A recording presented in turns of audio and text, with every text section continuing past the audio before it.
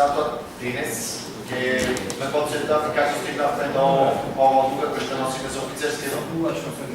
Сакам вас да ме подсетам како мнозинство на одлуката која што прифатите едногласно за продажба на офицерски дом за нешто помалку од милион евра, одлука која ще донесе тогашниот председател на вашата партија, а тогашен актуелен партија. Истата таа одлука беше крајно бойкотирана од страна на опозицијата и од граѓаните на општина Битола. Кога видовте дека граѓаните на општина Битола не застанаа со најава дека општина Битола ќе опревземи раководењето на офицерски дом, а со тоа и ќе инвестира во офицерски дом и беше ветено од страна на тогаш председателот на партијата, бидејќи беше повлечен од премиерската функција, дека ќе се дадат околу 1 милион евра за негова реставрација. Но егото беше спустено и зијанот пораше да биде направен затоа што неговата одлука за продажба на офицерски дом не помина. Офицерски дом тогаш почна да забрзано да пропаѓа. Надлежните институции не воде апсолутно никаква грижа за офицерски. Имавме ситуација и едно од културните обележја на офицерски дом да го изгубиме. Тоа е кристално чисто. Бевме сведоци, неколку наврати имавме пресконференции, државме неколку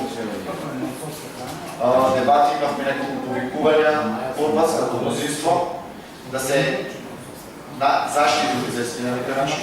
Тоа не се направи. На почетокот на оваа година имавме една комисијска расправа на која што побаравме од страна на општината, која што се научиме за офицерски дом, да обезбеди служба која што ќе врши физички надзор на офицерски дом. И беше ретено дека тоа ќе биде реализирано за околу 2-3 недели, максимум 1 месец, од кога што минаа 5 месеци. И офицерски дом се уште не е физички обезбеден. Сведоци сме дека во сабота на Планне до 12 часот може да се видат луѓе кои што крадат хапи офицерски, кои што го рушат офицерски, а тоа е се наоѓа во срцето на Широцко. Офицерски е еден од најреспектабилните и најрепрезентативни објекти на градската архитектура на Широцко. За истиот тој офицерски дом, за кој што сите ние кажуваме колку е добар, колку е убав, добиват ваков третман од страна на градството на ОМСО.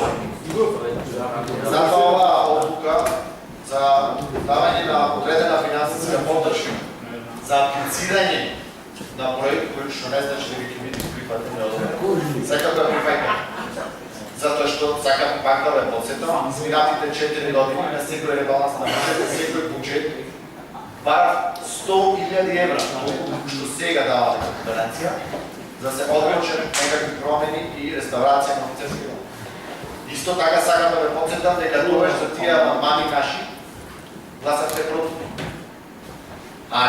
Но кога ќе се работи за доброто на градот, сите сме заедно и гласаме за.